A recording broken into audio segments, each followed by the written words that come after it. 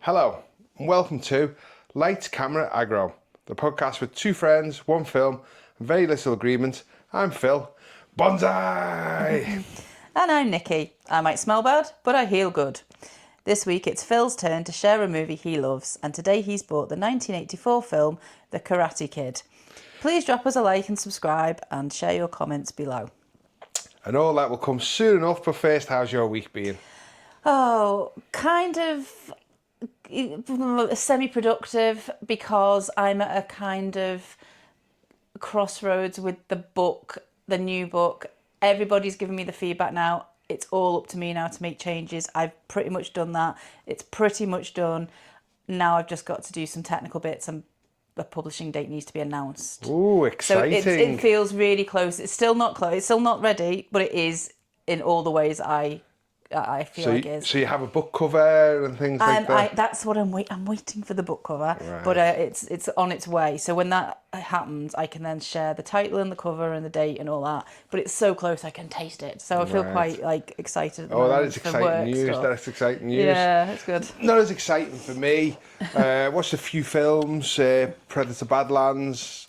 Watched that. I did put up a little. I saw your short about it. A little short about it. Yes. Work's been quite busy. I've been getting moved around in my job to different locations. Mm-hmm. Had some strange things happen this week in work, which I won't go into too much. I'll tell you about it later on. Oh, that's a teaser for people, isn't it? Yeah, it's a kind of... So, okay, I'll put one thing. Got threatened.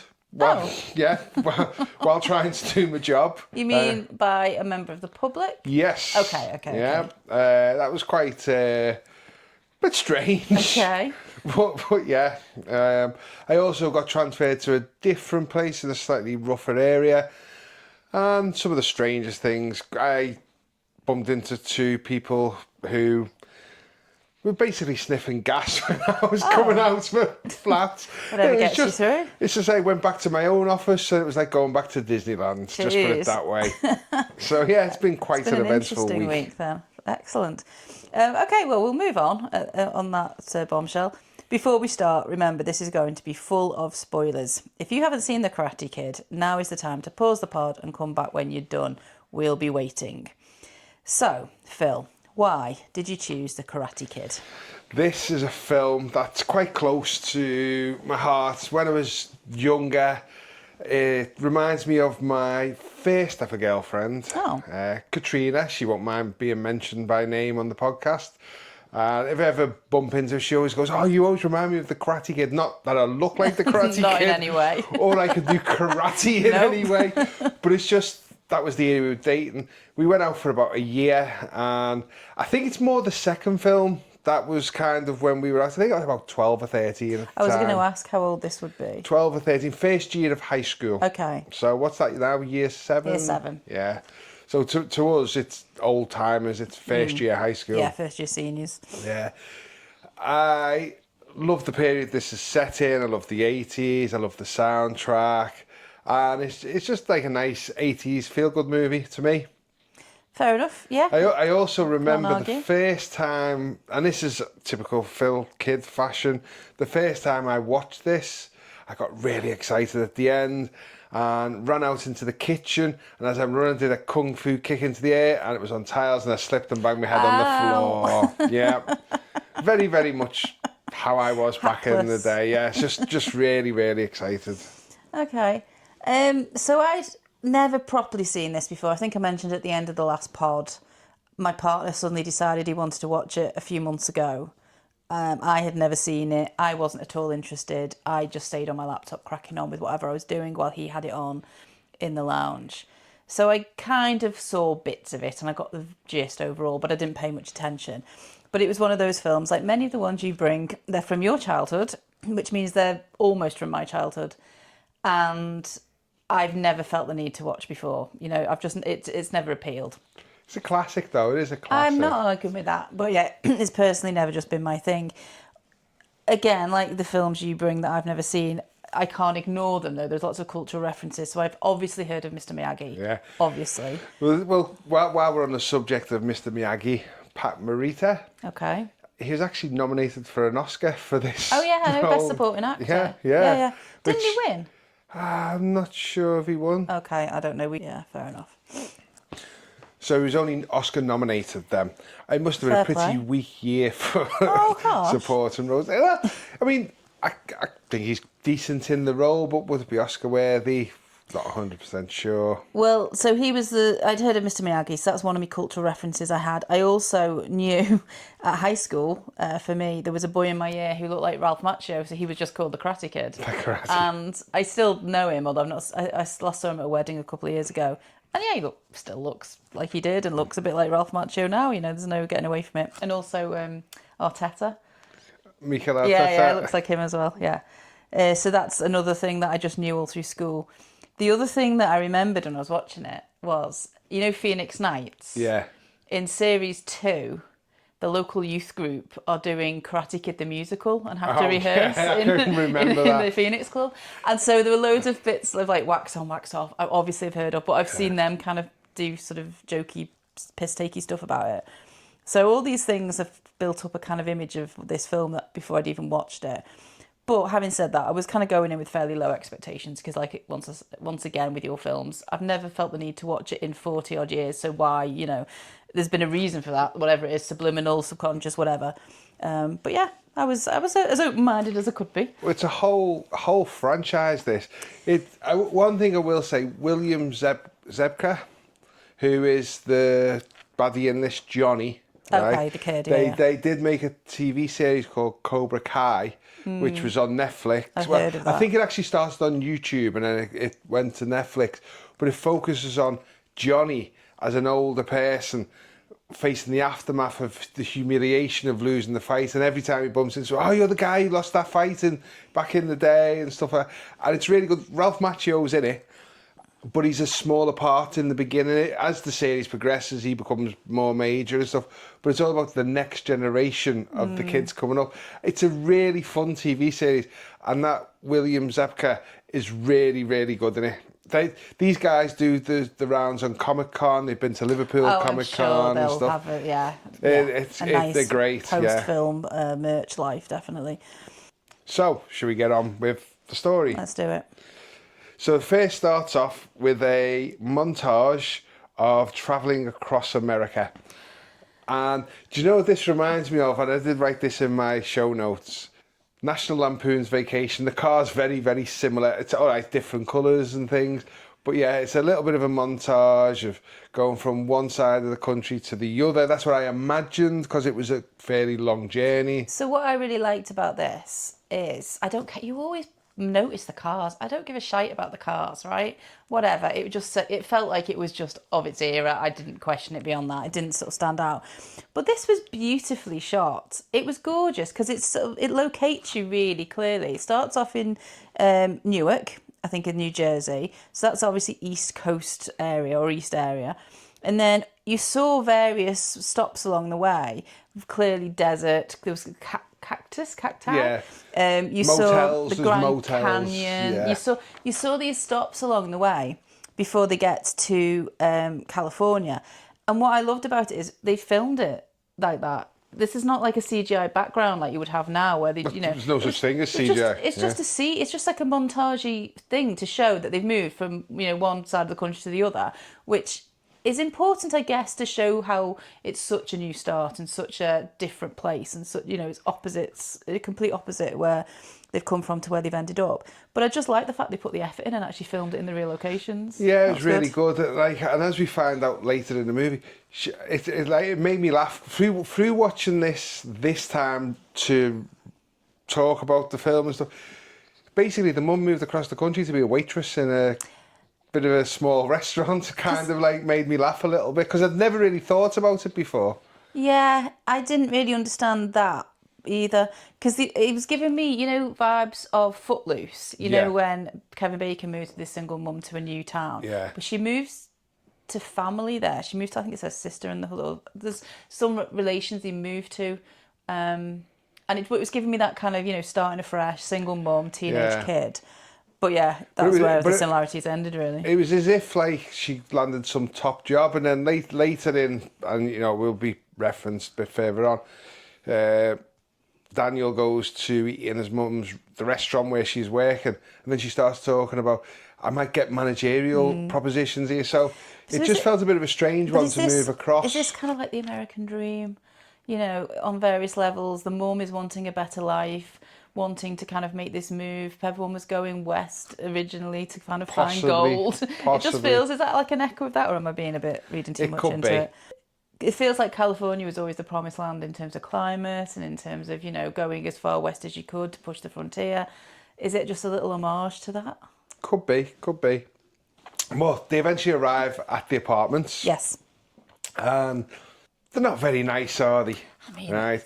It's in the sun. You know, you can see Daniel, Ralph Macchio, is a little bit unhappy that he's had to move. He takes his bike off the roof of the car and then performs a karate kick on a gate. Yes. And it hits another boy. Yes. And then they go, oh, I'm really sorry. They start to become friends. As they walk through the apartment complex, you see the pool, and it's like empty, it's not really a pool, is it? Green, and it's horrible. So you get the immediate impression of they're not well-to-do. No, they're not. But what I liked is that they felt like the neighbours. Like, so he makes a friend pretty easily. Yeah. Now that friend isn't all, you know, he kind of turns out later on to be on the beach, doesn't he? So we don't... No, he's a friend, but he's not one of the bad guys. Nobody doesn't really stick up. It's not like he's got his back. Yeah. And the elderly woman sitting by the pool who's, you know, who thinks she knows the same people. From Rosita? No, the Russos? No, I don't know. It's just, I just liked, it felt like a sense of community very quickly, even though... quite nice. Yeah. So when they get in the apartment, Daniel turns the tap on, and if anyone in America, faucet. A faucet. And it's malfunction, water's going everywhere. So his mum says, go and find the maintenance man. He goes downstairs, gets directed, and we're first introduced. We're not introduced as the name yet, but we see Mr. Miyagi for the first time, and he's trying to catch fly with chopsticks. Okay. Fine. Whatever you want to do with your time. Yeah. So later that night, they go to the beach with his new friends. In fact, no, sorry, it's in the afternoon. Well, it feels like it's early. It feels like it's starting to be a bit dark. Yeah. I wrote down, fires on the beach at night time are my fave. Right. And then I put, to be a teen in a beach town, which is something I never was. But he's playing football, and to our American friends, soccer. And one thing I do like about this film is it didn't revert to just playing American football. They were playing proper English football, or soccer to America, which wasn't big back in the 80s in America. I have no idea. I just really liked that scene where it was just chilled vibes. Everyone sort of youths on the beach having fun. In the same way that I like exactly that same scene in the beginning of Jaws. But like with Jaws, it always then means something bad's going to happen when you've got a nice beach scene with a fire. So he spots Elizabeth Shue, Ali, across the way, and he gives some weird stare at her. They have the ball, and he just stands there and stares. It's one of the most odd things ever. He's just stood there looking at her. Well, women were very much objectified in 1984. Let's not mince our words. So they have little flirtatious eyes at each other. When he goes off back to the campfire, she's looking at him, he's looking at her, that kind of thing. And then one of the friends, his friend he actually made when he moved into the apartment, says she really likes you. You should go and speak to her. And then he throw the ball over, so she gets the ball, walks over, and he walks over, and they start to speak. But motorbikes come. And it's like Grease with the T-birds. Yeah, and this is where we're first introduced to Johnny and his friends, who are from the dojo Cobra Kai. Okay, now that was not explicit at this point. You're jumping ahead. Yeah, but you know, it wasn't. You know, these were just a gang of youths at this point. Yeah, he sees Ali talking to a new boy, and he goes down to speak to her, and he's not overly aggressive. He switches the radio off at first and goes, look, we need to talk.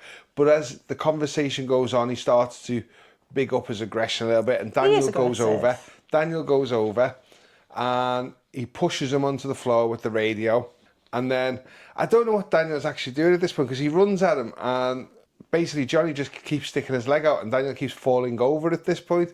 What sort of fight is that? I don't know. the whole point is that Johnny. We find out Johnny is. I've put Elizabeth in my notes because I had no idea what her name was. Is it Ali? Did you say? Yeah, Ali. Okay, well it's Elizabeth or Shue because that was easier to write. So, Miss Shue. yeah, Miss Shue. Bless you. He's her. Sorry. He's her ex. Yeah. Right.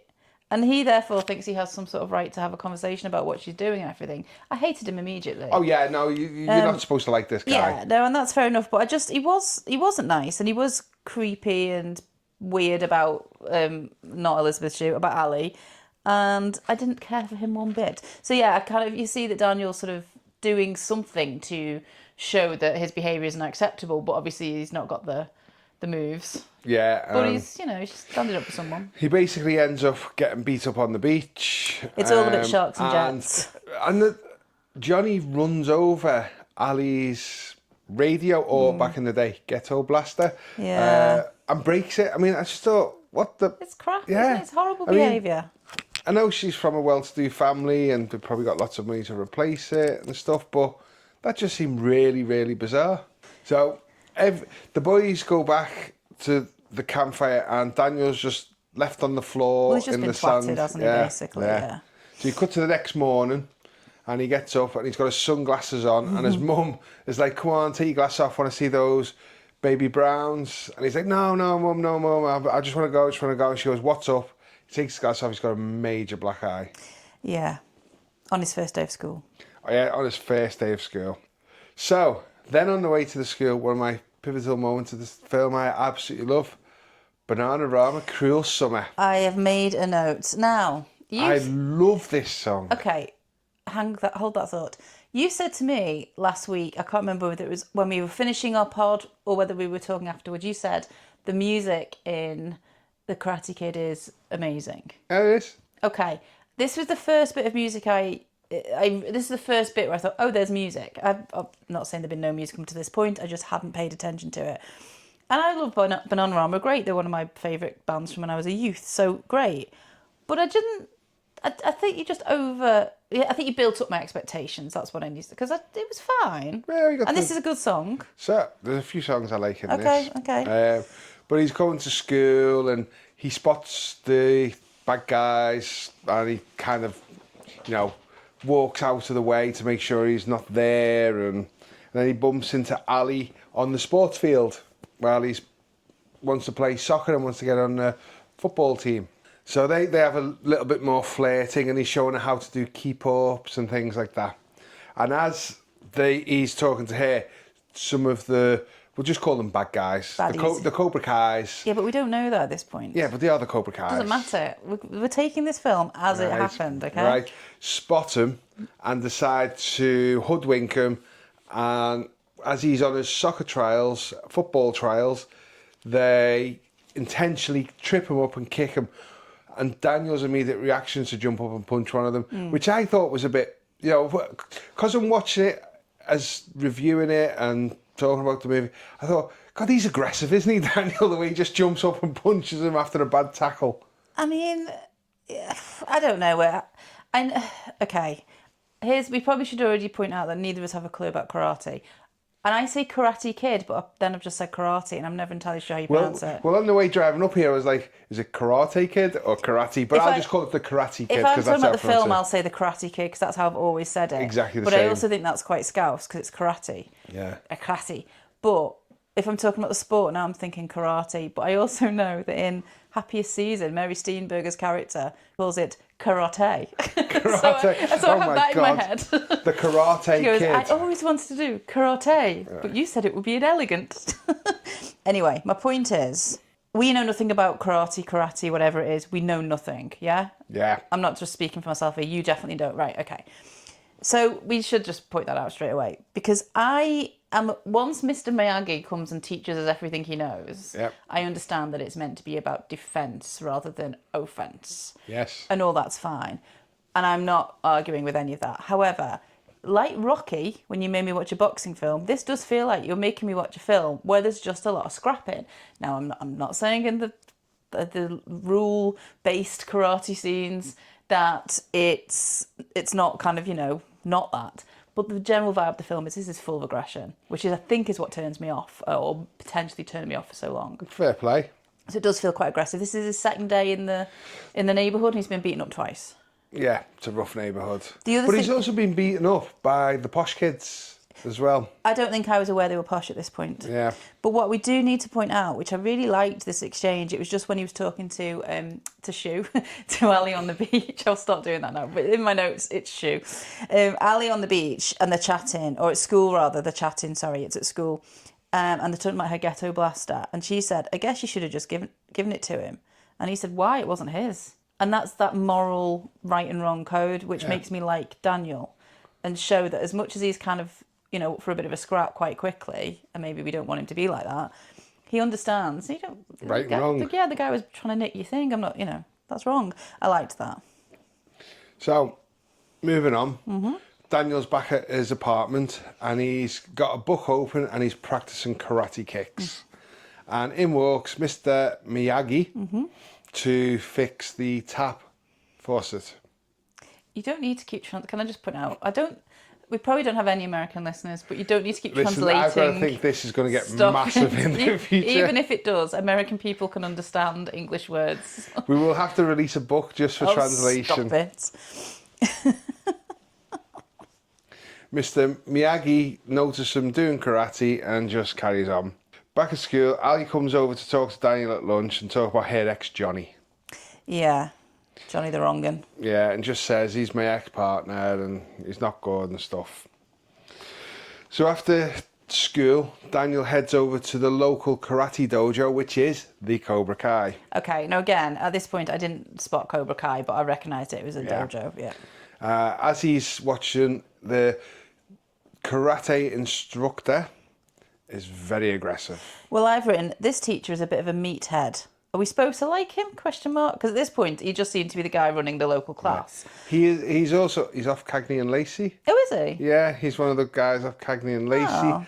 And he was in Rambo First Blood Part 2. It won't surprise you to know I've never watched that. If you will do it one day. But there was absolutely not. There was a photo of him posing with a gun, so that made me go, oh yeah, we're not supposed to like this guy. That's pathetic. Yeah.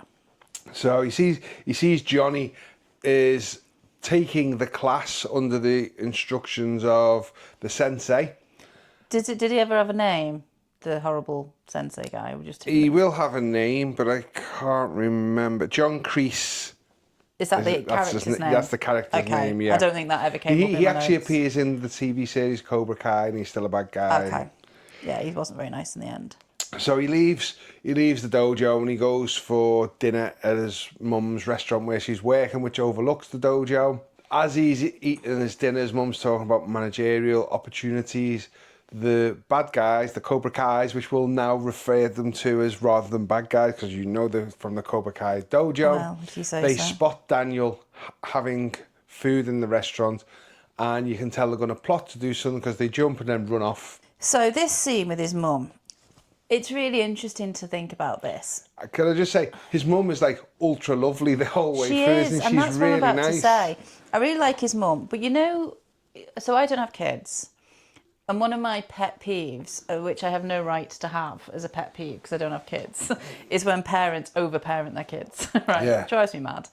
I just think, let your kids just find their own way and be independent and make mistakes. Let your kids make mistakes and then they'll learn. But it's easy to say that as someone who doesn't have them. She is, like, I think stereotypically a lot of parents were in the 80s for Gen X people like you and me, quite hands-off, quite laid back. He's getting beaten up on the daily. He's getting beaten up daily. His mum doesn't seem to be there a lot. Maybe she's just in work. She's busy at work, and that's fine. And she's not a bad mum. This is what I like. He's got a problem, and he's now going to have to work out what to do about it. Now, I'm not saying that we all let all the children in the world have to deal with bullies themselves, because that's sometimes too much. What I'm saying is I find the 80s type of films, for example, all the films I like from the 80s, Pretty in Pink. Andy's got a phone in her bedroom. She deals with her mates. She comes and goes and says hello to her dad, but her dad is not a great parent. He tries, but he's got stuff going on. She's bringing herself up. Gen X people brought themselves up. This is what I think the stereotype is of Gen X. And it doesn't mean everything was perfect. And it's certainly, I'm not saying that parents should all just, let kids dangle in the wind. But I find it refreshing watching this stuff now, because now I feel like with parents having, iPhone trackers on every little thing their kid does and being able to contact them, it wouldn't have suited me, put it that way, as a child. So you'd like to be Daniel's mum's daughter, just just get beat my up on a mum's at daily work basis and I just can get deal with left. my own stuff. I think that's it. That would suit my personality. But it's interesting. I just feel like it's very much of this era, and she seemed to epitomise it. There's 1980s, hands off. Your kids sort of deal with their own stuff while you're there in the background. Yeah. So later that evening, Daniel's cycling home, and the Cobra Kais on their motorbikes come alongside them, start heckling him, and then force him down an embankment where he goes down and injures himself. Yeah, he's driven off the road. Yeah, his bike's damaged. He picks his bike up. He's very angry. He throws his bike in the bin, trash. To be fair, his mum does freak out at this And his point. mum freaks out, going, "What's going on? After all Tell me just what's said. going on. You can't do nothing." He's going, "You can't do nothing." Mm-hmm. And just as they go upstairs, you see Mr. Miyagi just tilt his head out the window and goes, Because he says, I have to take karate. "Yeah, I have to take karate." Karate. Yeah. So back at school the next day, Daniel talks to Ali again and she invites him to the arcade. He sees Johnny and he immediately turns around, goes a different way, stops talking to Ali, and you can see he's really awkward. The other thing at this point, and it's not an original point, I'm sure everyone said this at the time, I really struggled with how old Daniel was supposed to be. It became more obvious later on when he passes his driving test. But at this point, he could have been 17, he could have been 13. I know Ralph Macchio looks young, he still does. Yeah. But I couldn't get a handle on his age. So what age is supposed to pass your driving test? I'm assuming it was like 16. I think America's 16, Yeah, isn't 16, it? 17. Something like that. But he's, I think he's an older teenager rather than like 13, 14. But I couldn't get a handle on that at this point. So he rides back home and he sees his bike's fixed and the maintenance guy has done it, Mr. Miyagi. Yeah. So he goes down to see him to thank him for doing that. And he sees Mr. Miyagi cutting some bonsai trees. Which he doesn't know what they are at the time. He's just little tiny pruning. And he says to Daniel, he said, "Would you like a go?" And Daniel's very excited, goes, "Yeah." And he goes, "Okay, quieten your mind." Makes him close his eyes for like 30 seconds. And it says, "Just feel where the tree needs to be." Yeah. So it's a little bit of a bonding session Oh, it's here. very much, yeah. Yeah. And I kind of liked that he was teaching him focus and teaching him almost manifestation. Quietness. Yeah, the stillness. Because one of the things with Daniel, and as I've touched upon this, as where he gets tackled in the football game, he's immediate to jump up and just defend himself and fight and things like that. Yeah. Where this is just showing a slow calmness about it. As they're trimming the Bondi trees. Bondi? Bonsai. Bonsai. Yeah. As they're trimming It's banzai later and it's bonsai trees. Yeah. And as they're slowly trimming the small trees, Daniel's mum comes in and she goes, "Oh, this is where you are." And he goes, Daniel introduces his mum to Mr. Miyagi, and Mr. Miyagi immediately gives her a small tree, which I thought was quite amusing. I'd never really noticed it before. And then as Daniel's leaving, he gives him a small tree as well. Small trees for everyone. Yeah. But his mum likes him. I think it's important to sort of take away any doubt that Mr. Miyagi might be a bit of a wrong-un. Yeah. Because you don't want that for Daniel. No, wasn't. I mean, Mr. Miyagi in this looks, would you say about 60? But it was only about like 38 or something. No, when I he did filmed Google it. Yeah. He's 52 in this, but that's like your age, isn't it? Yeah. Pretty much. I don't look like that. But yeah, it's definitely, it's the idea that he's this ancient, mystical, wise. I'm going to come on to that, talking about that later on, how realistic that is, or how culturally insensitive that is. We'll talk about that towards the end. But he is supposed to be like this sort of very wise old man in this film, it seems. A father figure, though, for Daniel, in some ways, which isn't that bad. So we cut back to going to school the next day, and basically he's avoiding seeing Ali because of Johnny. He just doesn't want any more hassle. He wants the easy life. So he sees her walking down the corridor. He walks a different way. And you can see the school's gearing up for a Halloween party at this point. Mm-hmm. Before we get into the Halloween party, I made a point here in my notes to say, it all feels so far quite one note. He's getting bullied. he's going to learn karate, and then he's going to be a tough guy who presumably gets the girl. So that's what I've written at this point. Okay, fair play. I felt I could see where it was going, and that doesn't necessarily mean a criticism, because it doesn't have to be some hugely complex tale. But it was just at this point, I'm like, okay, fine, yeah, I get it. I get where we're going. Just let's crack on. Okay. Okay. So we then go to later that day, and it's I think it's dark at this point, and Daniel's helping Mr. Miyagi with pumpkins. So I think Mr. Miyagi's like a do-gooder where he put pumpkins around the complex to make it feel a bit more. Part of his role as maintenance guy, caretaker. Would maintenance guy be putting pumpkins? I don't know. Don't know, but that's what he was doing. When I used to live in a flat, there was always a pumpkin outside our front door that was nothing to do with anyone who lived there. It was just what the steering committee used to put out. So, well, fair play. So in my head, he's like that. So he's explaining to Mr. Miyagi that it's a Halloween party, but he's not going because, well, basically he's a bit frightened of the Cobra Kais. And Mr. Miyagi goes, I'll help you make a costume. And he makes a shower, which is hysterical. So stupid. It always, I mean, it always reminds me of Karate Kid, the shower scene where he's just dressed in this. Not what you might think a shower scene is. Yeah, a red curtain all around him and stuff. And then cut to the party, and then Ali immediately spots and goes, there's Daniel. Everyone goes, where? And she knows because he's hiding. Yeah. But I thought it was really good because this would be a great costume to have a little bit of a snogging and a dancing because no one can see what you're doing. Okay, if you want to perv in discos with teenagers, yeah, you wear your shower. Well, so then Ali starts to talk about Johnny and say, he's just not nice. He deserves his comeuppance, and we just wish I was around to see it. So Daniel spots the there's a chicken that's running around the party and throwing eggs at people, and one of the eggs, and these are laughing, and one of the eggs hits Daniel on the head, and he goes, oh, it's a real egg. Yes. So Daniel decides to go to the toilet just to rinse his hair before he goes somewhere with Ali, and he spots that Johnny is in the toilet smoking. He decides to get a hose pipe and put it over the cubicle where Johnny is and soak him. So again, he's been quite proactively antagonistic, really. I mean, in some ways, yeah, I don't hate him for it because he's been treated like shit by Johnny so far. But yeah, he's not innocent. No. Because this is not self-defense, and this is not, sort of thinking on your feet in the heat of a moment of being pursued. Yeah. He's planning this without. So he switches the tap on. Yeah. And then he runs past Ali going, you're going to see your moment. And then Johnny runs out, slips a little bit because he's wet, and they all go chasing after Daniel. And Ali trips them up, so Daniel's got a bit of a head start. He runs home. It causes a human pile-up. Yeah. He runs home, and he gets to the fence just outside Mr. Miyagi's abode, residence. House. Well, it's not a house, is it? It's just more of a little tiny apartment. And they start to really beat him up at this point. Yeah. To the point where one of the Cobra Kais go, Johnny's had enough. Yeah, it's not a nice scene. Yeah. Next thing, a shadowy figure jumps over the fence. It's Mr. Miyagi to his rescue. He's got moves. Yeah. He defeats, is he 4 or 5 of them?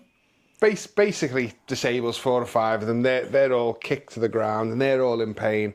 And Daniel passes out. I mean, I will point out, I didn't think Daniel took that much of a beating to pass out. I mean, they were hitting him in the stomach and stuff, but they didn't knock him out. But Johnny had no problem just continually going for it. So he is kind of unhinged. Yeah. The other lads, not that I'm trying to, take away any blame on them, but they're the hangers-on and the followers. They're not the instigators. Yeah. And they're the ones that were trying to stop Johnny. So it is all just Johnny being pretty horrible, really. So Mr. Miyagi takes Daniel back into his apartment and puts a wet towel on his head, and he starts talking to Daniel, saying these boys have bad attitude, and the attitude doesn't come from the boys, it comes from the teacher above. Okay. So this is laying the foundations for a scene a bit later on.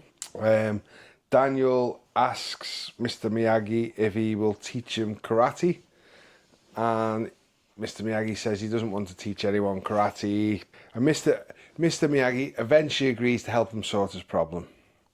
So how he helps him agree to solve the problem is he takes him to the dojo to speak to the sensei to stop these guys beating on Daniel. While we're at the dojo, we see a couple of karate fights where once the opponent is on the floor, the sensei, who's horrible Mr. Kreese, gets the student to carry on hitting the opponent on the floor, saying finish him. So that passed me by. I just didn't see that. So you can see this is more than just a normal karate dojo. It's not the rules. He's aggressive and he's saying there's no weakness within Cobra Kai. Yeah. Because what we've had in the previous little scene where Daniel's asking about Mr. Miyagi teaching him, he says it's for defense only. It means empty hand. Yes. So then you see that the next scene completely not like that. Yeah. Yeah. The scene leading up just before the dojo made me laugh a little bit because he allows Daniel to drive the truck, and Daniel goes, "I haven't got a license," and Mr. Miyagi goes, "Neither have I." Yeah. And he just lets him drive. I thought that was quite amusing. I also liked. I don't know if this is the first time we see it, but Mr. Miyagi makes a joke about his belt, right? Yeah. And he just laughs at his own joke. And he's kind of goofy. Yeah. He's kind of silly and makes daft jokes. And that sort of personality comes out more from this point, I think. Yeah. I mean, he starts to expand as a character from now on, doesn't he? So while they're in the dojo, Johnny notices Daniel and Mr. Miyagi, and he says to his sensei, "That's the guy who gave me a black eye." So the sensei, Mr. Kreese, goes over to speak to him, goes, "I believe you gave a beating to some of my students last night." And they have a bit of a 2 and 4 saying, "Your students are hitting on this guy." He said, "You need to stop them from hitting this guy." And he said, and they basically come to a compromise. Daniel will fight them, but at the karate competition, which is 2 months away. So Daniel's learning all this karate in 2 months, 8 weeks. Yes, because that's what will happen. And he basically gets agreements where none of the Cobra Kais can lay a finger on Daniel until the tournament. This scene as well stood out to me when you see all of the different guys on the mats. I don't know if there are mats there, but this is how I'm remembering it, doing their different moves. There is not a girl or a woman to be seen. No, there isn't. This is toxic masculinity. Yeah. This is not lovely masculinity where we're channeling, our strength in a sort of way to defend ourselves. This is toxic aggression. And I think you semi-quoted it before where the guy says, "No mercy. Mercy is for the weak." Yes. Which is just not true. The opposite is true. Yeah. But it's just a horrible vibe in that place. Yeah, it's toxic. It's basically toxic masculinity. And I think Mr. Miyagi probably thought this would be the way forward, and then he sees, these are all wrong uns. Yeah, so he come with the compromise of the karate tournament. When they're leaving, Daniel's not happy. He said, "I think this has just got worse for me." And Mr. Miyagi says, "I'll give you 2 months of not getting beat up." And he's kind of like smiling as he's doing it. So they go to Mr. Miyagi's home, where Mr. Miyagi has a massive collection of old vintage cars. I mean... Yeah, did that ever get explained? No. He just likes his cars. Yeah, but why would he have these cars? It's... I mean, I guess if he's like Mr. Fix-It around the building, then he fixes cars as well and maybe gets them cheap. Yeah. I'm building up a whole backstory here for him. I don't know. But also, it's like his home, his proper home where he lives. Not the place he works. Yeah, not the place he works. This lovely little Chinese-style house, Oriental-style house. Hang on. He's not Chinese. Stop it. He's from Okinawa. He is, which is part of Japan, although he says it's not. But a lovely Oriental-style house, yeah? In the middle it's like a scrapyard that they go through to get to this. And it's like the beautiful. It's the other side of the tracks, isn't it? It's it's like a class division. It's because he's Japanese, I don't know. What I found really interesting about him as a character, and they expand on it slightly more later, but not loads. So he fought in the war, he's Japanese American, and that means that after Pearl Harbor he was rounded up with all the Japanese Americans and put into an internment camp. He's had a nightmare sort of set of times there, as well as personal stuff that's gone on, as we find out later, which we'll wait for that. So this is a place where he has made a beautiful home. It is beautiful. Beautiful. but it's very much in an area of town that's not great. Yeah. And it reminded me, again, for the second reference this time, of Pretty in Pink, where you see at the beginning the train line, and then I think you see Ducky on his oh, what do you call it? God, what do you call it? Edit this Chopper? out. No. Actually, I think it might have been, but that's not the point. Ignore this. You see the train line, and you literally are crossing the tracks to where Andy lives, and Ducky goes by on his bike, and, you know, everything's just a little bit scruffy and a little bit kind of more poverty there. But yeah, inside she's designing her own clothes. She's creating, you know, beautiful things. You know, it's. I like that whole idea that it feels very 80s American film. Yeah. And this is the same era as them, really. So when they get there, Daniel admires the cars straight away. He goes, oh, they're beautiful cars. And Mr. Miyagi goes, right, wax on, wax off. Which I knew from Phoenix Nights. Circular motion, wax on, circular motion to wax off. And I don't know why I'm doing the hand movements now, because you won't be able to see this. No one can see them, and I'm not even even looking. So he has Daniel clean all the cars, wax them on, wax them off. Now it is daylight and it's nighttime when it's finished.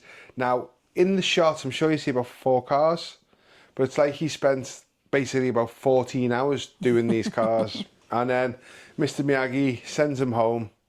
Well, he sees him sleeping. Daniel sees him sleeping, or meditate. I'm not sure it's meditating and then sleeping in front of a shrine. Yeah, and then he sends him home, tells him to come back for the next day.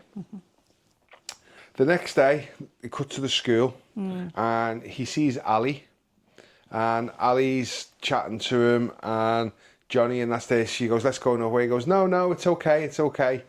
And he goes and taunts the Cobra Kai guys a little bit. And he says, we've got a deal where they can't touch me and stuff. But they get a little bit wound up. They come to face him. And a teacher comes past and he says to the teacher, oh, these guys are really interested in some of the, I think it was geometry or something like that. And they go, oh, no, and then just walk off. I don't think it was that. Yeah, but it sort of backfires, because then he has to then listen to because they get out of it and he has to listen to the boring teacher. Yeah. So then it cuts to that evening where his mum takes him for his first date with Ali. Yeah. Yeah, so this is the bit where I then realised, okay, so Ali and the other guys are posh. Yeah. I hadn't appreciated that at this point. So they pull up outside the house, and it's a massive house, lots of steps and stuff. And Ali... That's not how we know they're posh. No, but Ali... Oh, no, the posh, because when the parents arrive, they've been playing tennis and they've got tennis... matching activewear. and they have towels round their necks. Yeah, they have got matching leisure wear, so that means posh. But what I do like about this is Ali doesn't care about where Daniel's from, so she just really likes him. Yeah. And that does come across quite well. She doesn't have any issue with anything. Yeah. She introduces him to her parents, and they ask about where he's from, and he says, is it Rosita? And I don't know. They kind of look down a little We at him. don't have specific California knowledge, do we? Yeah. They do look down at him straight away. And then his mum hangs out the car and goes, hi! Yeah. And the car's a bit of an older car. And then they get in the car to drive off, and the car breaks down, and they have to push it. Daniel's mortified, and the mum's shouting to the Ali's parents, oh, don't worry, this happens all the time. See, I grew up in a family where that happened all the time as well. That felt like it was from my autobiography. Yeah. So many times my dad's picked me and my friends up, and then we've broken down. It did make me laugh, actually. So I've put him in the show notes. The date goes well. There's arcade and mini golf, and you can see they're getting closer. And it's a montage to American pop music. And this is another nice song, but I don't know the name of it. Oh, okay. I thought that was the name of the song. I don't know what it was. No. The date montage felt, I don't know. This is not a date I would ever want to go on. When I was 12 or when I'm 47. When I was 12, this was my dream date. Yeah, because that's because you weren't grown up. No, but I had the hots for Elizabeth Shue back in the day. Fine. Like when she was Ali, I was like, oh my God. But Dodgems, Crazy Golf Trampolines, all of that reinforced to me, these are kids, not like teenager children. It made me just see them as being like 12-year-olds, and actually they're not. No, I think they're meant to be like 17. Yeah, but 16, 17. If that's only what's available to them for those type of dates, then that's what they do, isn't it? It's just, this was not a date I would ever have appreciated at any point, even when I was a kid. So the date goes really well. Then, they do get on. It's nice. Then we go to the next day, and I've put in the notes, sand their floor. Not sand the floor, sander floor, because that's why he said, Daniel, sander floor. Please say we're not doing impressions of people with No, it's different just how he says it. It's just No, how he says it, no, sander floor. no. And anybody who's listened to the podcast, and anyone who knows the Karate Kid will know it as sander floor. Okay, well, we're not doing any impressions of I'm not doing anybody from a impression of different Mr. Miyagi. ethnicity. Yeah, thank you. He basically, it takes a long Yeah. time to do.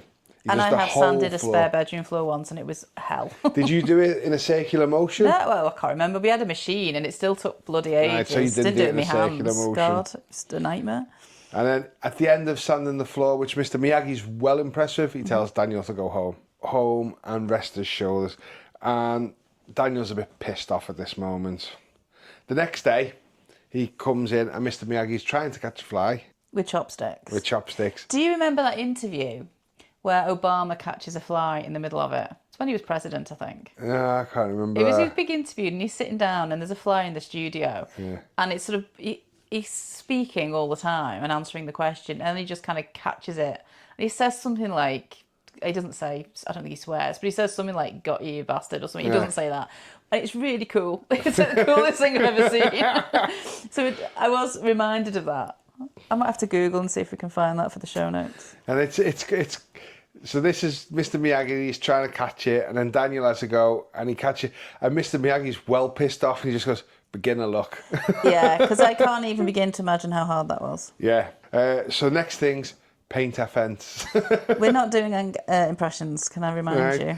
And it's brush strokes of up and down, long brush strokes up and down. And for our listeners, I am actually don't. doing the Please motion in don't front of Nicky to show exactly what they are. So at this point, though, I wrote down, here's my exact thought.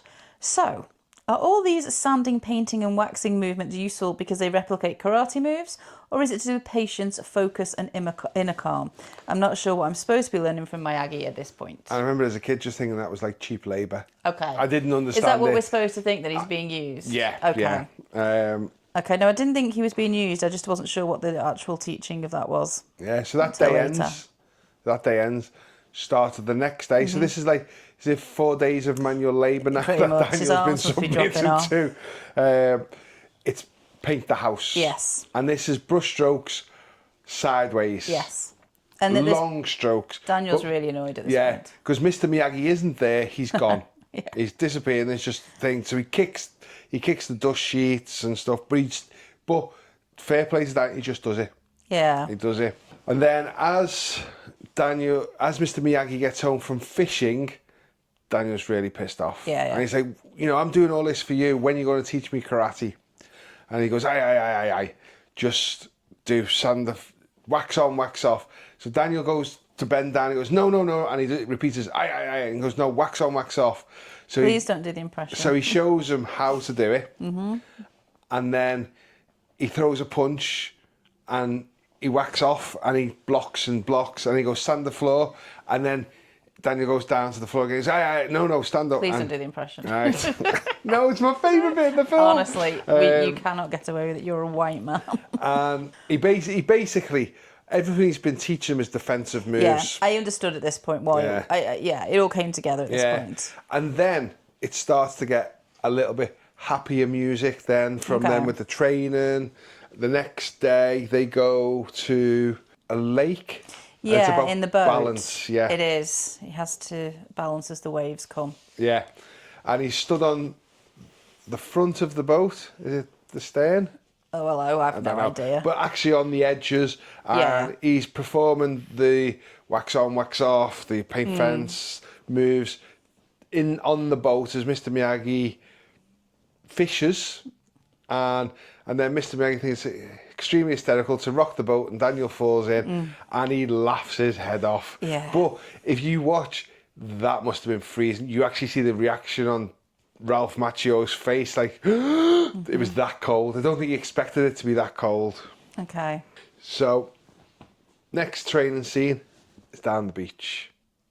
Teach him more balance, where he's kicking the waves. Yes, that's right. Yeah, okay. And in the notes, these are big waves. These are taller than Daniel. Yeah.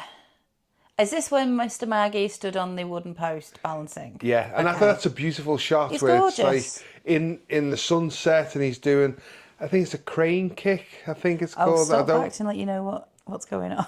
I don't. I just think it's a crane kick, but that's what we were referring to. No, we don't. We're going to refer make things up and say it's. Oh no way. We can't be putting out misinformation. But yeah, it's beautifully shot. That Yeah, scene, it looks. Yeah. And one of the things for like balance. for basically a teen romantic movie, there is, as you said, there's some beautiful shots in this film. It's really well filmed. This. There's also a horrible bit where there's like a guy doing racist slurs on the beach, so we'll gloss over that horribleness. But did you recognise who the actor was, or who? I don't know the actor's name actually, but no, you don't. I did recognise him. Yeah, I did. He was where Mr. Miyagi chops the tops off the bottle. He goes, "How'd you do that?" He goes, "Don't know, first time." He was in LA Law. He was Benny from LA Law. Did you ever watch that? No. Oh, yeah. So it was just immediate. I don't think I've seen him in anything else. Just a little cameo. Yeah, it's a tiny little bit. I suppose LA Law would be what, late 80s, so it would be after this. Anyway, it was just nice to see a face that I recognised. So that evening, Ali's parents make Ali dance. At the hideous country club. Yeah, they basically, Ali and Daniel have set up a date, but she says it'll be a bit later because I've got to go for lunch with my parents. Yeah. So they're at a country club and the parents say, you know, why aren't you dancing with Johnny? Make up and force them to dance together. Yeah, it's horrible. Yeah. Daniel's outside and she's about 15, 20 minutes late. He gets a bit impatient, so he decides to go through the kitchen to see what's going on. As he goes through the kitchen, he looks through the door, through the little window in the door, sees Ali and Johnny dancing together. Johnny spots him and forces a kiss on Elizabeth. It's proper rapey. He's horrible. On Elizabeth's shoe. I don't know why I'm saying Elizabeth's shoe because I've called her Ali the whole podcast. And next thing, Daniel gets hit with a lot of food from one of the waiters and covered in pasta and spaghetti and runs off. Ali smacks Johnny. Yeah, which is good. Johnny was completely and utterly out of line here and he's horrible. And that, I think this scene cements to me, no, to be fair, there's other scenes that have cemented it before this, but he's just an absolute wrong and there's no redeemable features. No. And I'm surprised, and I'm never going to watch Cobra Kai, but I'm surprised that is it that one? You said he's the main character? Because I don't care. I don't want to know. I know, but it is funny because when Cobra Kai started, I was like, how are they going to do this? But the way they changed Johnny and that as an older guy, he's really likeable. Is he redeemed? He's redeemed. Okay. But he's a bit stupid as well at the same time and stuff. So it's not like they've turned him into suddenly he's immediately the good guy. It just works, honestly. I'd highly recommend it as a teen series. So meanwhile, Miyagi is getting drunk in front of his wife's photo. Yeah. I found this scene really moving. And I think if there was why he was nominated for an Oscar, this would be it, because it is like the tonal change of this, where he's really upset and he's explaining that while he was shooting the Jerrys, he basically says he killed a lot of Germans during the war. He got a telegram. His wife, who was pregnant at the time, died during childbirth, and so did the baby. In a camp. And he's fighting against like the forces that bombed Pearl Harbor, not Germans, but I was like, he's fighting against that. So it's just so unfair, and it feels really poignant. And he's playing drunk as well. He's playing drunk really well. Yeah. So we're just getting out He's these not garbled over the top things. with it and stuff. No, he's not. And Daniel finds like the information in front of him. He's reading the old newspapers and stuff. And I felt it was a really sweet scene where Daniel took care of him. Yeah. He kind of looks after him just for a short little bit, you know. Yeah, and then he looks and he can see his medal. He's a war hero. Yeah, exactly. Mr. Miyagi is a war hero. It feels like a really... These references in Die Hard as well. Remember Mr. Tagaki? Yeah, in Takagi. Oh, sorry. Okay. See, is you saying it's not a character I know well. But I remember when Hans Gruber is trying to find out who he is, he reads out like his little bio, you know, kind of, you graduated here, you were married here. But again, he says the years he was in an internment camp. Yeah. And like Japanese Americans have that in their history, and it just comes... So this is 84... Die Hard was what, 86 was it? I can't remember now. But it's only 40 odd years. Yeah. It's very much within living memory that this history is still there in a way that maybe it's not quite so much now. Yeah. So we cut to the next day and Daniel's at the beach alone and he's trying to do the karate kick that Mr. Miyagi was doing on the wooden pole. Is this the bit where Mr. Miyagi says, "What are you, some kind of girl or something?" Because then he lost all his brownie points. No, this is a little bit. That's a couple of scenes later. Yeah, well, I wasn't happy with that. Yeah. So he's trying to do the karate kick that Mr. Miyagi was doing on the pole, but his balance isn't good enough. And then we cut to a scene where they're overlooking the beach. Mr. Miyagi's got like some kind of baseball outfit on, where it's padded and a padded face. And he's asking Daniel to hit him. And Daniel gives him a little bit of a hit. And he goes, "What are you, some kind of girl?" To get him to hit harder. Daniel wishes he was and have the strength of women. Mr. Miyagi shows him how to punch using his full body. And Daniel then thinks he's great and starts bouncing around like Rocky. And then Mr. Miyagi just trips him up and takes him down. He says, "Concentrate and take things serious." Lee. Yeah. So we cut later that evening. And it's Daniel's birthday. Yeah. Now, for some reason, he's not with his mum. He's with Mr. Miyagi. No, I like this. I like he's bringing himself up with the help of the local guy working in the flats. Well, if you think about it, maybe his mum's working in a restaurant, so he goes to Mr. Miyagi's. And Mr. Miyagi gives him a karate outfit. That was his. That was his. Yeah, I found that sweet as well. And Daniel says, "I will give you it back once I've used it for the tournament." And he says, "That's present number 1. And then he's present number 2. He says, "Take which car you want, it's yours." Ridiculous. In real life, people would be asking questions about this. I know. Well, one of the questions I thought, he gave him the car and then Daniel drives off. And he does pick the best car. He picks the yellow convertible. But you're allowed to just drive off with no insurance in America. You've got to get online and get your insurance sorted. But is that a thing in America? I don't know. Does insurance come with your licence? But also, this is someone who drove without a licence already, so maybe the rules aren't that important. I think we're overthinking that. Yeah. So he drives to the arcade to see if he can find Ali. Now, Ali's annoyed at him. And even after all these years, I don't know why she's annoyed at him, because he's seen her get kissed by Johnny. He got embarrassed and he ran off. Yeah. But she's annoyed at him. Because he ran off. I don't know what...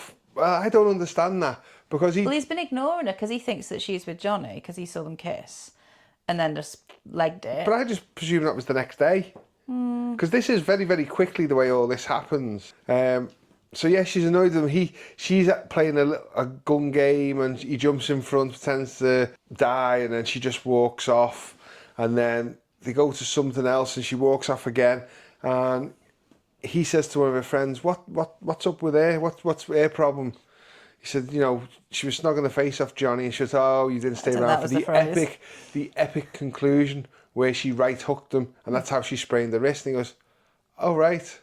So he then goes to find that she's by herself by the water slides. I don't know why she's gone outside the arcade and left her friends. It's like a big fairground on the beach, isn't it? So he then apologises and he says, "Can we be okay?" And then they give each other a hug.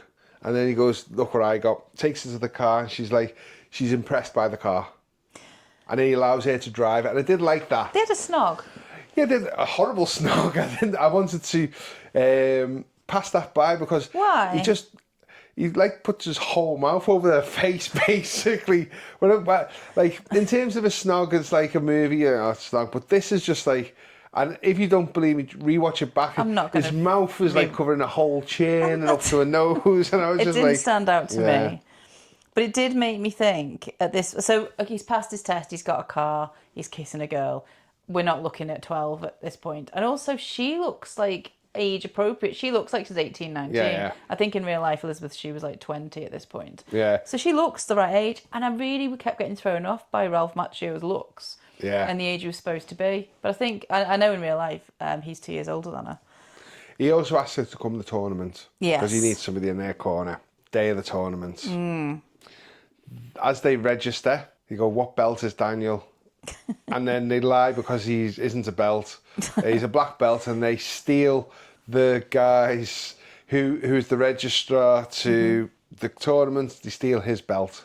Daniel's then confronted in the dressing room by all the Cobra Kais, and the referees break them up and say, "Save it for the floor." Yeah, which is not really what you want. Don't want pent-up aggression. No. I would have thought if it's all about defence and focus. So the first fight Daniel's very, very nervous. shite. Yeah, he backs off. Yeah. He leaves the ring twice, and he said, if you do it again, you'll get a point disqualified against you. So he ends up winning the fight. Well, Miyagi reminds him of balance. You've got to remember your balance. Yes. And he manages to turn it round. Yeah. And then we get to the fight montages, sweet right? baby Joe. Now this is the song, another song. You're the best around. Yeah. Love that song. Okay, here's the problem. So I have never seen this film that I remember, but what I have seen is James Corden doing Smithy, doing Sport Relief, where he pretends to be a coach. And there's all these comedy bits he films with Jensen Button and Freddie Flintoff and can't remember anyone else, but there's a whole bunch of them, and they do it to this song. Right. So I see this song as being highly comedic, right? I did not know it was from this film. Right. So when it comes on, I'm immediately going, oh my God, that's hilarious. That's like cheesy and whatever. I didn't know it was from here. Right, okay. So you do need to watch Smithy doing... I'm sure I've seen that. You will have done it. I'm sure I've seen that. In fact, I'll put it in the show notes so everybody can enjoy. But yeah, it took me out of it, which is a shame because if this is the first time I was watching it and I hadn't heard that, then maybe not so. So we have a montage of fights. The Cobra Kais are getting through. Johnny's being really aggressive all the way through. You can see he's not like pulling his punches. He's hurting people as he does it. Daniel's getting through the tournament. And then it gets to the semi-finals.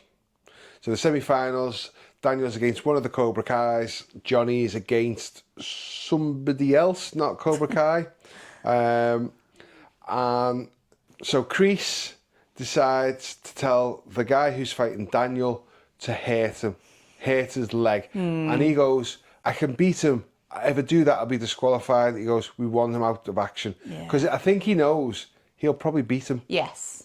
I think he knows he'll beat him and beat Johnny because his style of karate is slightly different. And well, presumably, without knowing anything about it, one has been taught by a peaceful, calm, very chilled, focused, balanced, let's do this way. And the other's been taught by an absolute meathead who loves the violence. So, no mercy. Yeah, mercy to the weak, you know? Yeah. So I guess it will be different in the wash. Daniel wins a point in the first bit of the semi-final, and then this kid kicks Daniel in the leg where Daniel's injured. He'd already had an injury, which was grim. He does look proper in pain. It's all horrible to watch. Yeah. So they say Daniel's got 15 minutes to get back into the ring or he's disqualified and Johnny will win the tournament. So it then cuts to the dressing room and you can see Daniel's in a lot of pain. His mum's worried. There's two refs there and Ali's there and Mr. Miyagi. And he asks for a few minutes with Mr. Miyagi. And he says to Mr. Miyagi, do you think I would have won the fight? He goes, it doesn't matter now you've shown. He goes, no. Do you think I would have won the fight? And he goes, yeah. And he goes, can you do that thing where he claps he did his it hand, with his rubs shoulder his hands previously. I have no idea what that would do, rubbing your hands together. It's some like mystical energy and stuff. We'll talk about mysticism later. Yeah, so he magically heals him enough to be able to fight. Ali runs out as Johnny's about to be awarded a trophy and he says he's going to fight. And the commentator's about to give the trophy. He's going, oh my God, Daniel Russo is going to fight. So it builds it up even more. He's a masochist. Yeah. Like he's like hopping. He's not even like limping. He's hopping. Yeah. So we cut to the fight with Johnny and Daniel. Mm-hmm. Daniel wins the first point. Yeah. At this point, I didn't know if I didn't know if he was going to win. I didn't know if that's how this film was going to end. That's good. That's good. No, because like Rocky, you're kind of like, oh, you don't need to win. Yeah. You've kind of got what you needed, and it's sort of that made sense, and you kind of have that dawning realization towards the end of the film. He's not going to win, and it's going to be okay. I kind of wondered about that, and I didn't know because he's going to win the girl. Horrible imagery, win a girl. But I thought that's going to be the thing. He's already won the girl at this point. Well, she's in love with him. It's not an award to win. No, but she's not. No, but no, I know. They're already a couple at this point. Yeah. So, has he learned? Has he shown himself to be able to stand up to these meathead guys who are stupid? All of this. I just thought maybe that's going to be enough, and I didn't know where it was going to go. Yeah. So that's where we're up to here. So then Daniel wins the second point. Yep. And then Kreese, I didn't know any of that. I just let it wash over. Yeah, Kreese then calls a timeout to speak to Johnny because Daniel's hit it. I think he's got a little bit of blood on his nose. So he calls a timeout, and he basically says to Johnny, "Sweep the leg." Yeah. No mercy, and you can see horrible. Johnny's a little bit shocked at this. To his credit. And this is where there's a slight little bit of redemption for Johnny, because he is shocked at this moment. It's not his instinct. Yeah, it's not his instinct to just go, even though he's beating the crap out of him earlier on. But I do like the fact that there is a little bit of... He sees this isn't a fair fight. Yeah. So Johnny does do the sweep of the leg and hurts him. And you think that's it, he can't get up. And then Daniel decides for the next point he's going to do what I would call the crane kick. And you can see naming kicks. And you can see Mr. Miyagi nodding as if that's the right thing to do.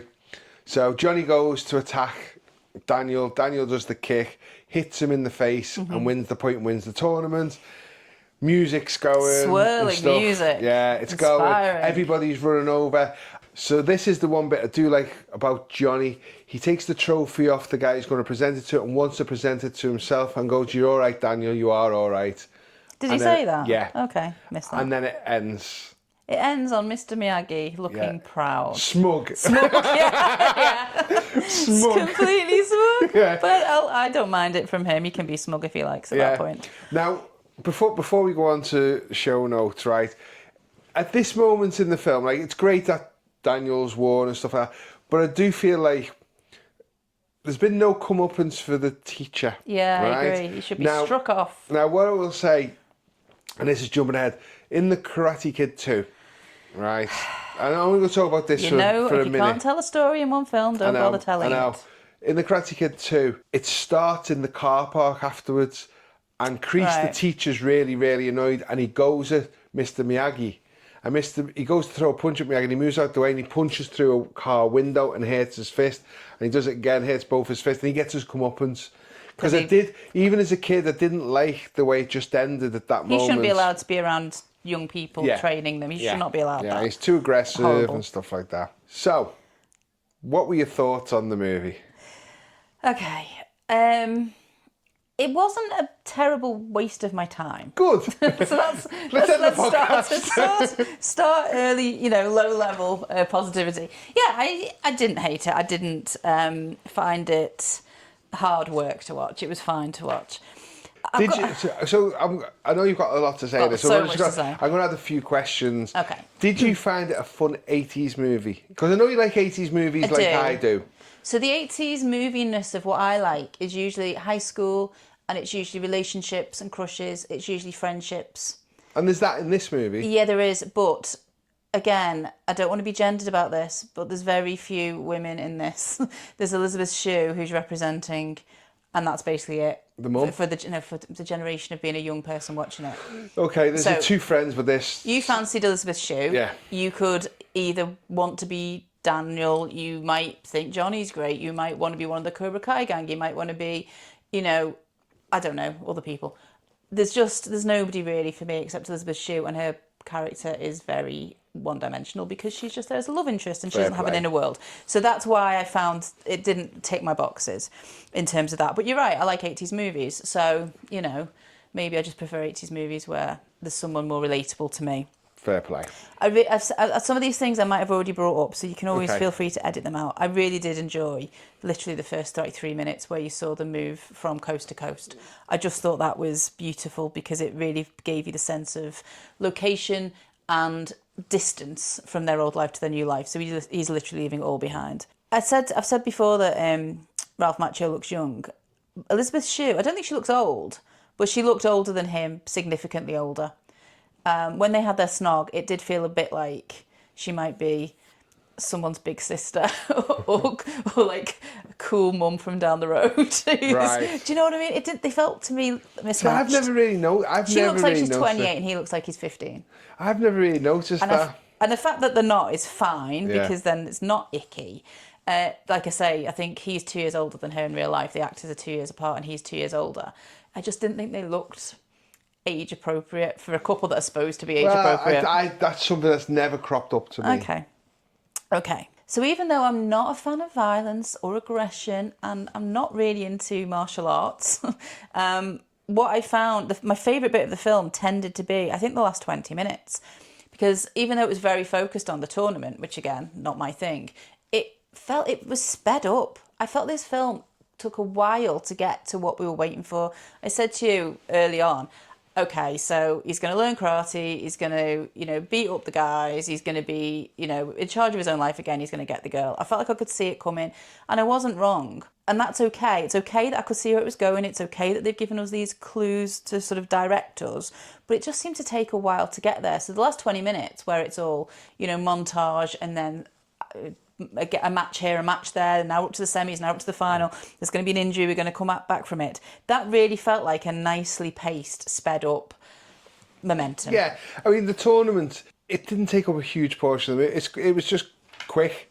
It didn't need to be long. You could see Daniel won a fight, then there's a bit of a montage, and then you just needed to see the semi-final and the final. That was enough. That was enough. It just felt like that was when some momentum got going, and I was more engaged then. Whereas I was sort of waiting for that momentum all the time. One bit I did particularly like, and I didn't cover on this because obviously we can't do every single scene in it. But the bit where they said they can't allow two people to the tournament, she pretends to be his translator. That was quite funny. And then they allow her through, and Mr. Miyagi goes thanks, and then just walks off. Yeah. There's loads of little nice scenes in it. We can't cover every scene in a podcast, but there were some funny moments like that. Good, yeah. It barely passed the Bechdel test. Okay, so this is when the only time I can remember it happening is when Daniel's mum says to Elizabeth Shue, "Can you drive a stick?" So that's a conversation between two women who have names, not about a man. That's the only time I think it happened, because any other time, I don't think two women talked at any point.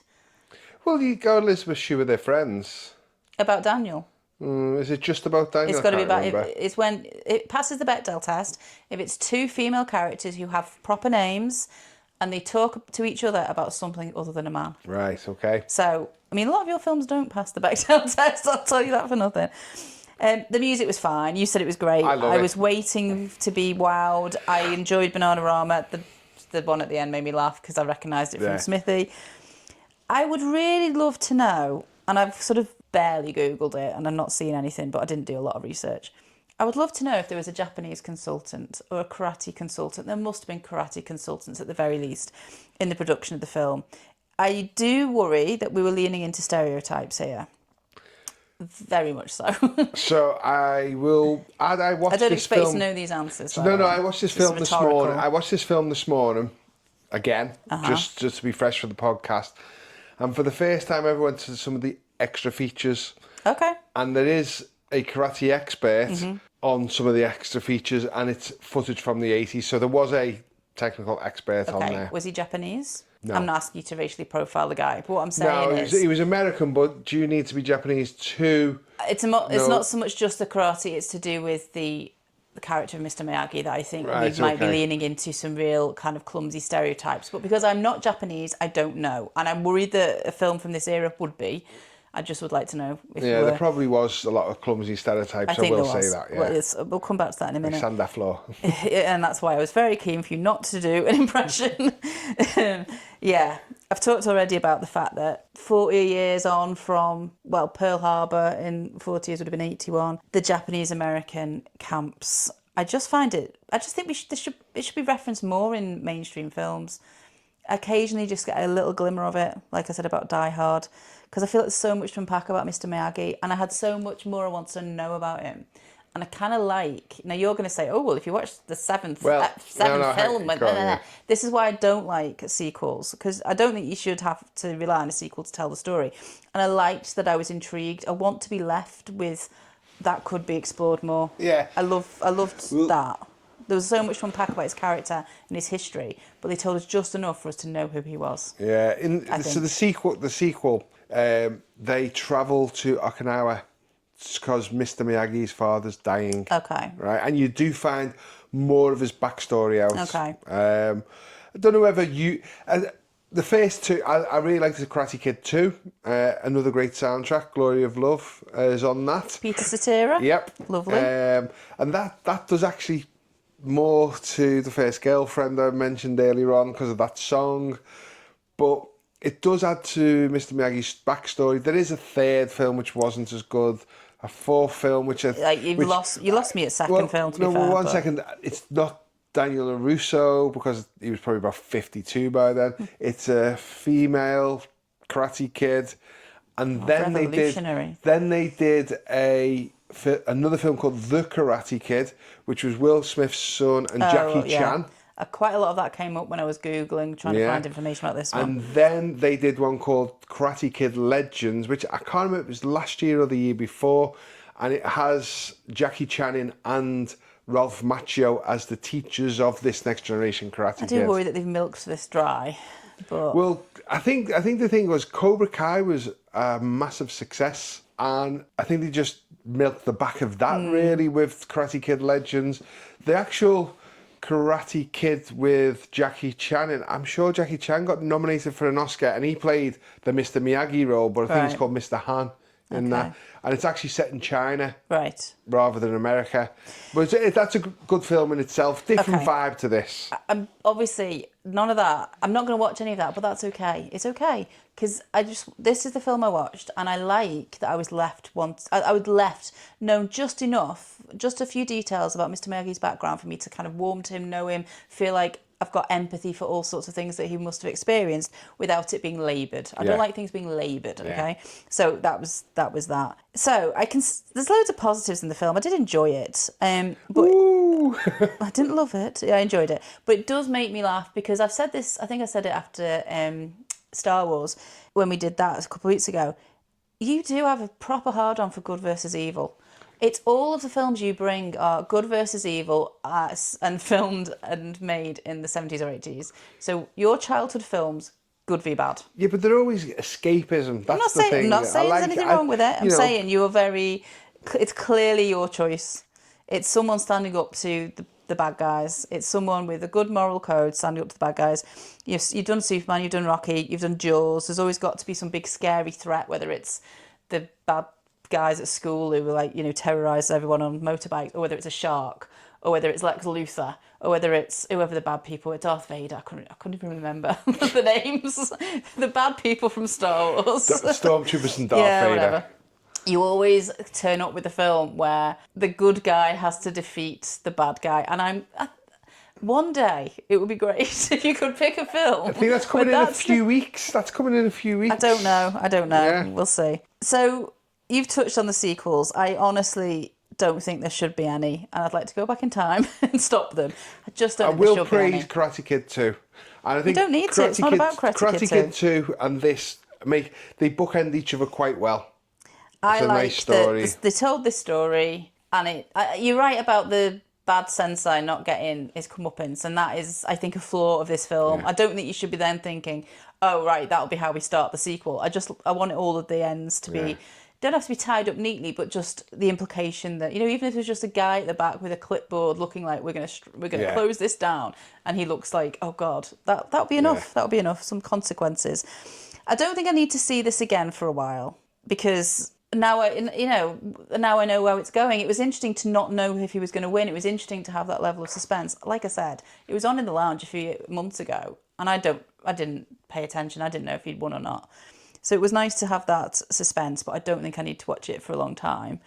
And I don't think I need to watch the sequels. But it was a perfectly enjoyable evening to sit and watch and tick off my list of things that I'd never got around to. That's nice to hear that you enjoyed the movie. Okay, yeah. With reservations, but yeah, I did. I didn't hate it. It wasn't like a boring evening. Do you want to know what some other people said? Yes. And there's one bit I'll touch upon in the show notes. I'm going to see whether you've come across this or not, so you carry on and I'll tell you. Okay, so some other people's thoughts. Okay, when I Googled The Karate Kid, and I had to then obviously go back in and put 1984 because every single version seemed to come up. So many articles, so many articles were things like 10 life lessons from The Karate Kid, 20 life lessons from The Karate Kid, parental tips from The Karate Kid. It's like all these things that people can glean and make a list of. That just for the sake of doing something. Absolutely. It's like it fed so many articles like that, so many posts like that. So I've literally just picked one. And this is from community.thrive global, and it's lessons from The Karate Kid. And there are 6. I think I picked one with a small number. Okay. Number 1, life can bring you to your knees. Okay. What's that one about? I don't know. I didn't copy any of the paragraphs that came after it. I just copied the headlines. Okay. I think it just means that you can get beaten up at school or have to move to the other side of the country and all that sort of stuff. No, this is relatable. Yeah. Number 2, don't succumb to life's trials and tribulations. Okay, I mean, yeah. 3, you have everything you need to succeed. Yeah. Which is pure like Miyagi, isn't it? 4, life is about the journey, not the destination. I just think this is all just bollocks. It's just, Well, they're if so people reading twee. too much into it. It feels like you sort of sew them on a thing and put them on your wall. Yeah. 5, revenge is never in your best interest.